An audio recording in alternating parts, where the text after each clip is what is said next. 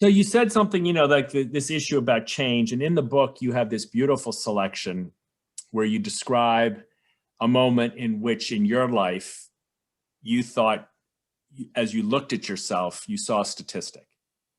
And something, as you describe it, invited you to change. Something, you had a moment. Can you tell us? I mean, I'm just so fascinated by the strength and bravery of that moment where you pivoted. Can you bring us back to that moment and help us understand how you had the strength to change? Yeah, it was sort of a twofold process. The first time I really noticed it was when I was 15. I moved out at 15. So I was paying rent and putting myself through school, and I was too young to drive. So I was hitchhiking in, to town in Alaska. My family background was abusive. My dad grew up in a wildly abusive home. His dad must have grown up in a wildly abusive home. And I had realized when I moved out that statistically kids like me end up repeating the cycle. I called it emotional English at the time. I was aware that I inherited an emotional way of relating to the world and that it was inherited, just like genetics. That language my grandfather learned.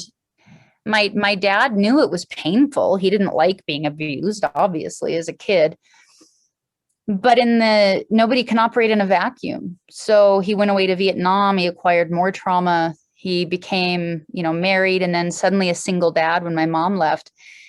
And words like trauma trigger and PTSD weren't really well-known words. And without healing, you will, our brains are these binary computers that we do what we're programmed to until we can figure out how not to.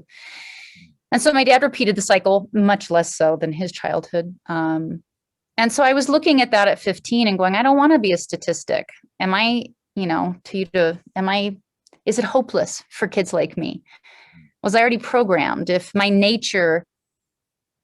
I ever get to know my nature if my nurture was so bad?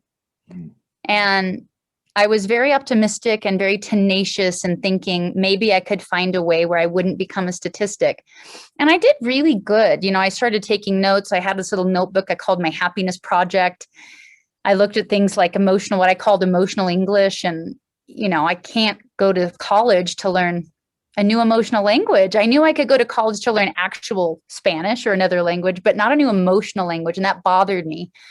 And so I set off on this mission to try and learn a new emotional language by studying other people, taking notes, seeing behaviors in other people I liked. And then fast forward 3 years, I'm working to support my mother who's sick in San Diego. My boss takes me aside one day, propositions me, and when I won't have sex with him, won't give me my paycheck. I go tell my mom we're getting kicked out because we can't pay rent, and we start living in our cars.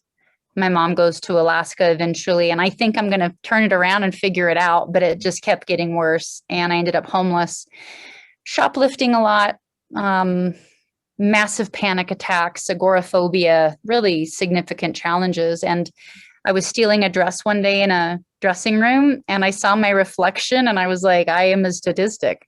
And, wasn't that long later, 3 years later, and here I was homeless and stealing and having panic attacks.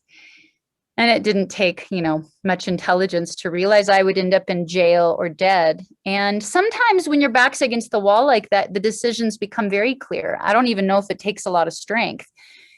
I asked myself, do I want to kill myself? And I didn't. So if you don't, you better make a plan for doing something different today if you want to feel different tomorrow. And so I started experimenting, and that's when I started really just hitting a different gear of observation and curiosity and using that as a gateway to see if I could rewire my mind, basically.